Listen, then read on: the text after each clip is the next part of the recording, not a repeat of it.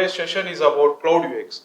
How we can make UX as a cloud user friendly. As a UX designer, I am more focused on we as a practice, we implement human-centric design approach. As a human-centric design approach for our clients, what are the products we design, we approach as a human-centric design.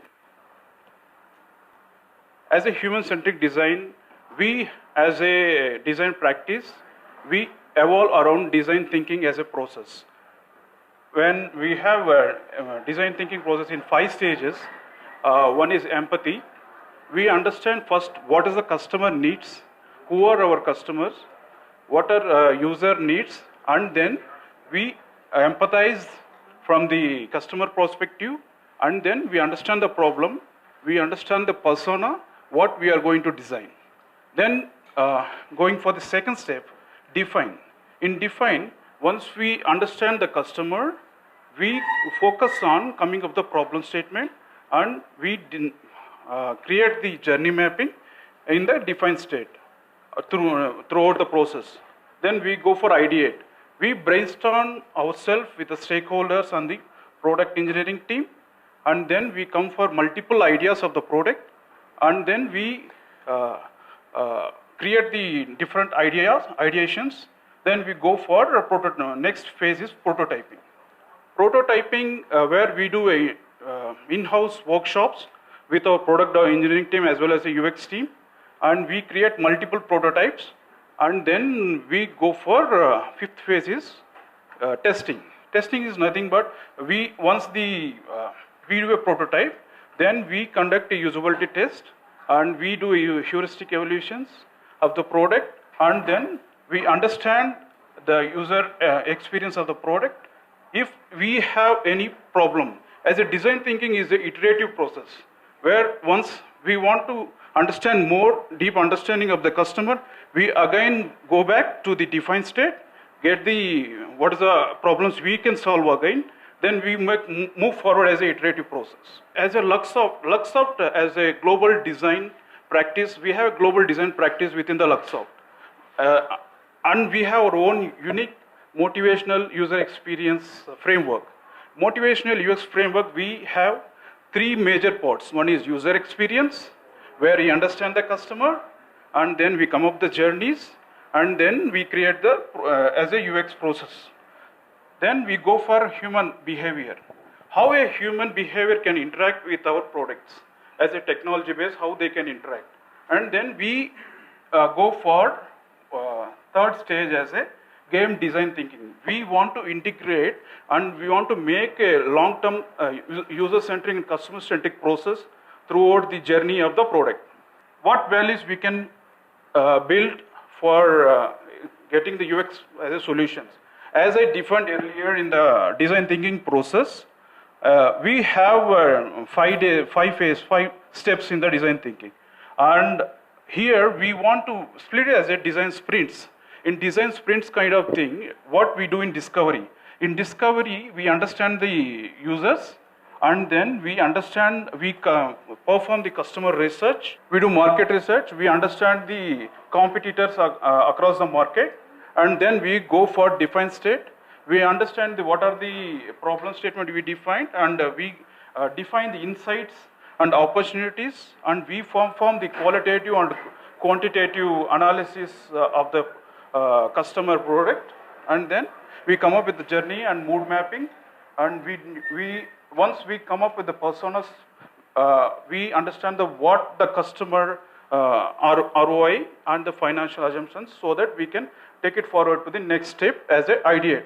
In ideate phase, we come up with the workshops as a brainstorming sessions in the design practice, and then we build a business model, and we do prototype, and then we do risk assessment, and then we go with the product team as well as the design team, and then we design the prototype, and then we go for testing with the users. So once it is done, you can see that it's an iterative process. Once the ideation is done, it moves to, if I want to have more innovative in the customer point of view, then I can go for discovery and define and ideate. I can evolve around that. Then once we ideate and we got the prototype ready, what we do? We transform as a MVP, minimum viable product. And then we do a user testing with the users. And we launch the product with a strategy. It's, as I mentioned, it's a continuous improvement process. Then once we done that, we understand that we have, as a motivational UX framework, whether we are adhering to the motivational UX framework as the product design. Then we deploy to the product development. You can see the development teams will bring into the market as per the process. So what are the design principles we use for building a product? First is we need to have a well-defined user flows, and it should be a simple design, and it should be whenever we design a product, it should be a strong information architecture. And then consistency. Consistency is the design principles where it should be across applications. We need to have a proper design system and make a consistency toward the product. Then we optimize the design, how we can make as a user experience for the products, how we can make a quick way of fast of the product in the sense of pages, page loads and everything. And then cost effectiveness. Once the user experience principles or UX is incorporated in the product, the cost can be minimized. So that, why? Because if we are, again, if you're not including UX in the practice, then again you need to, if there is any problem, again you need to go back, and again the cost will be immensely more. So it should be intuitive elements. As I mentioned, the product should be intuitive and minimalistic design whenever we design the products. Now I hand over to Mridul to explain about the cloud transformation journey. Thank you. Thanks, Rakesh. So before we starting, why we want UX? UX is for user experience, and when we talk about the cloud transformation, when we are moving our on-prem application, that is the traditional IT infrastructure onto the cloud, how it transformed from different stages. The first stage was everything was on premises, and any application is having dedicated hardware, software, and whatever the elements required, component is required, that is dedicated to that particular application. The challenge was that if you want to scale something, that application, if you want to update, there is a challenge, because all these dedicated infrastructure and the application are monolithic in nature, architecture wise. Any change at any level, at any component level, will impact the application. So changing and refreshing any hardware is a big task. There will be an outage of the software. Then the business realized that we have to look for certain solutions which they can implement at business without impacting the downtime. That's why the first stage is that everything is in on-prem data center. Dedicated infrastructure is there, and it is application is hosted on top of it. Then comes the next stage, that is the cloud application. When people started moving, business started moving or shifting their operation to the cloud side, they realized that initially a lot of doubts were there related to the security of their data. So those startups and small companies first adopted to the cloud, and they set up their DevOps and development and test environment on the cloud to see whether how reliable, how cost effective, and then how robust this cloud service is. Because in the cloud service, everything is, it's an internet based services which is scalable and can be reachable globally. So that is how this first phase started. When the startup, small company were confident about that cloud can be used for deploying their application, the other big enterprises started same with the same approach, first the development and the test environment, and then the pre-prod and product environment. In that, initially they identify one particular cloud provider, that is say for AWS. They identified that let's start with the AWS cloud, and we will start developing our application onto the AWS cloud. So all those applications were deployed in one single cloud using the different cloud services like compute, network, storage, databases. So that is one, once they are confident of that, yes, we can deploy and it works fine. Performance wise, there is no way. It's a cost effective, it's a scalable, it's a flexible, it has got elasticity. Then what they did, then the next phase is that how to improve the high availability, setting up disaster recovery, means more and more services they started adding to that.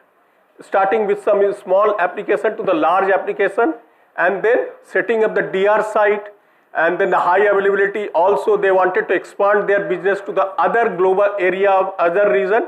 Then it's a global reachability, because global cloud can be reachable from anywhere. So first they deployed one application, then in a particular region, say for in Indian data center, AWS. Then they wanted to deploy or want their application to be used from the US, they can deploy that application also in the other region, US region. So they started deploying from one region. It ensured high availability. You can set up your disaster recovery site, and also because where is the end user, to reduce the latency, you can deploy your application to that particular region. That is how this application, so that is from single application. Then came the last, this is now the latest is the multi-cloud environment. Now when the enterprise started using cloud application and very much in use, and then they realized that every cloud provider had certain good services. Some of the services are cost effective. Some of the services are available in a particular region. Maybe the other cloud provider don't have that services in that particular region. That gives you, that allowed enterprises to select multiple cloud services. Say for in some of the services they can use AWS, in some Azure, somewhere in the Google. That is how now the aggregating. And also the other factor which is very important, just to avoid vendor lock-in.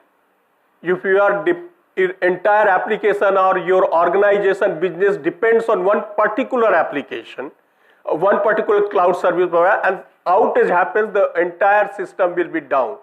Just to avoid that, it is better to go with the multi-cloud environment, so that you can segregate your application in different region, in different cloud services. That is what this is the cloud transformation journey.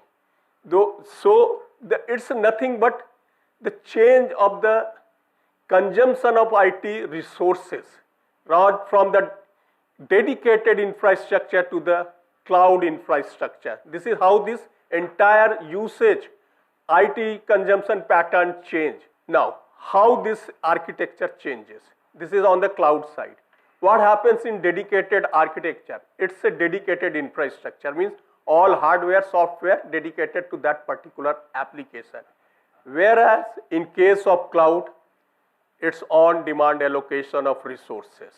As and when there is a demand for a particular services, you can deploy it on the run dynamically. This is the difference. Here it's a static one. Everything is dedicated for a particular application. Here no resource is dedicated for a particular application if it is idle. If it is running, it will not be allocated.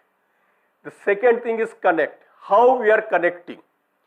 In dedicated infrastructure, if you are hosting your application on a data center, you define a particular IP, you map your application to a particular IP. And end user will connect through that particular IP, and that is, it's a compute, it's a mapping of host name with the IP. So that is how in the host name. But in internet or cloud computing, it's a dynamic IP. Say for example, we can say that broadband, right? Every time you get a new IP. because it's a cost effective. You are not dedicated to one particular application. You are not wasting one particular public IP if it is idle. So that is how this entire cloud infrastructure works. Third comes the secure, high trust IP based. High trust IP based means these are the end user, this is their IP and they will be accessing this application from. So it's a high trust. Trust is there. Anyone else will not able to access this. But when it comes to the cloud, it's a global reachable.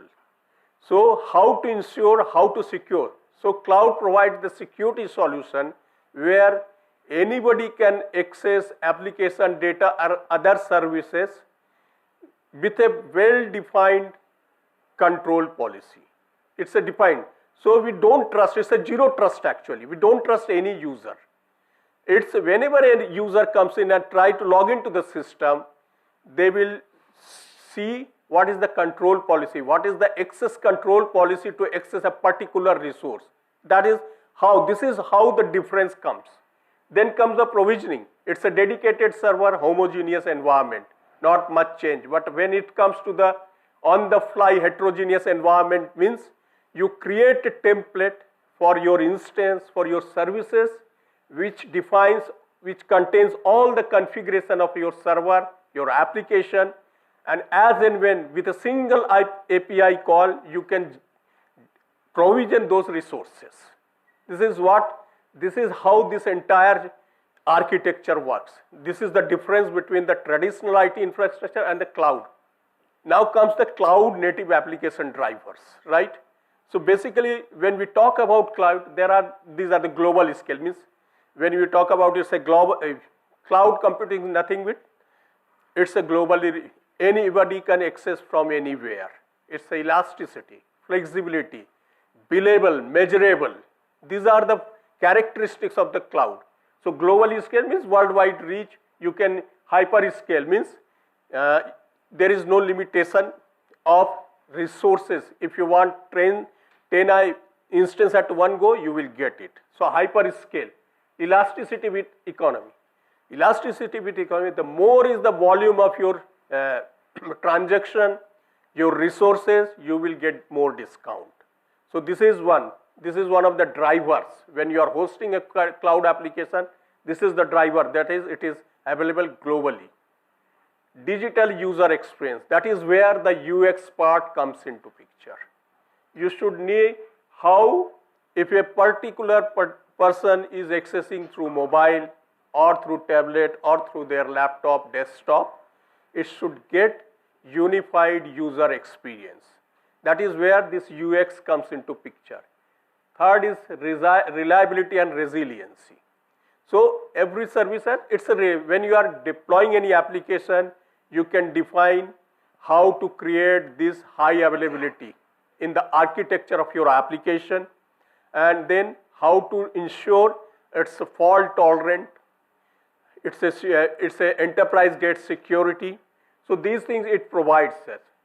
So dynamic failover. Dynamic failover is like that, where we talk about auto scaling and the load balancer. When we are deploying application at the global level, enterprise grade application, any user who is accessing this, depending on the traffic condition, the workload, user traffic, it distributes its load dynamically. If it is idle, it will scale down. If there is more demand of traffic, more resource is required, it will dynamically scale up the system. Then comes the compliance and security, because when we talk about any application which is enterprise wanted to host, there are certain rules, industry compliance and the security, because it's a internet based services, so there is a more chances of security breach. So that's why, so all those services which is available, supported by different cloud provider, I majorly talking about the Azure, Google and AWS, their services are compliant with PCI DSS, HIPAA and many other, depending on the country and also which country you are deploying your services, and also the industry based. So those compliance are already there. so that the earlier doubt of that how secure is your data, whether it in compliance with the industry requirement or with the country regulation, all these things should be here. You can make that as well.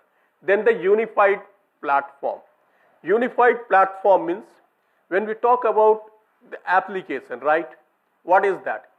Application consists of the code, right? Then we have to do the debugging. We have to deploy that code, right? Then only application will run, then the manageability and operational part. So these are the things. So how to integrate your development environment into the cloud. So there are multiple tools available inside cloud, and also the on-prem cloud, they have their plugin which integrates their services or their product with the cloud services. So DevOps and DevSec is a security. You are also embedding security when you are doing the development. And also we will be using UX part also here, so that it should be integrated, well integrated with the UX and DevSec, so that when you are deploying any application, it should be in compliance with the industry requirement, also the business requirement, and it should fulfill all the functionality and meeting the performance. Then the innovation. So if you look at everybody is using Office 365, right? It's an innovation. It's a software as a service. So everything is managed by the cloud providers. Only thing, it's a subscription based usage. You are subscribed to that particular service, you can use it. That is how this, and then you can is integrated with the microservices, analytics, blockchain, IoT.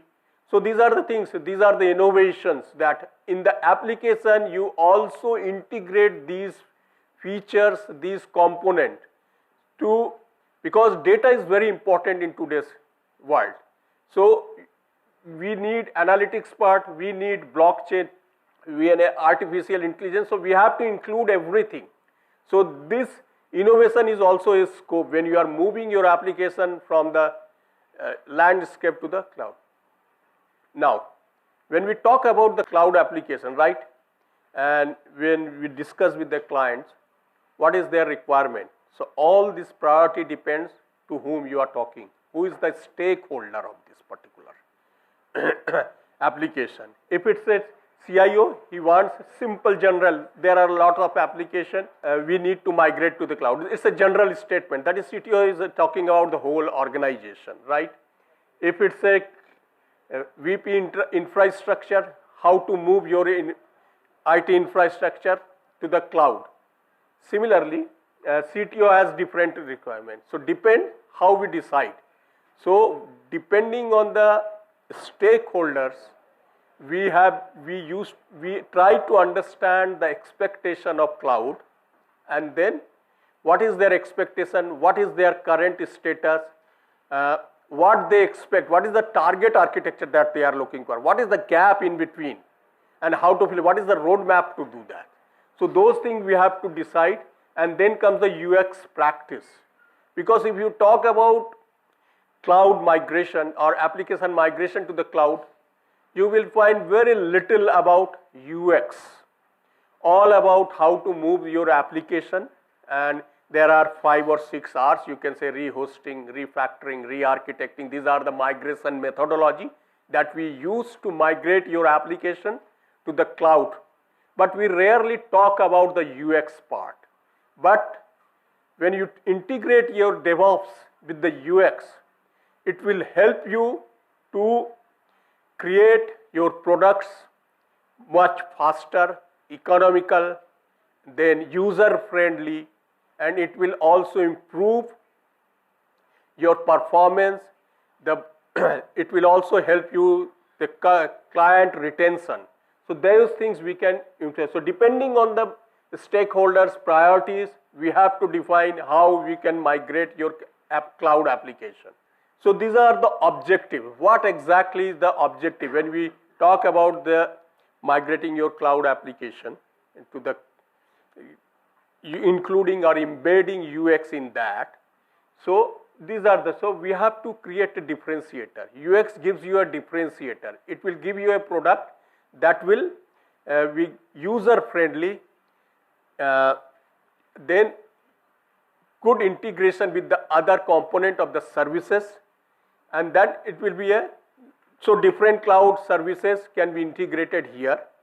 Then we have to also see how we can transform your traditional IT system to the cloud model.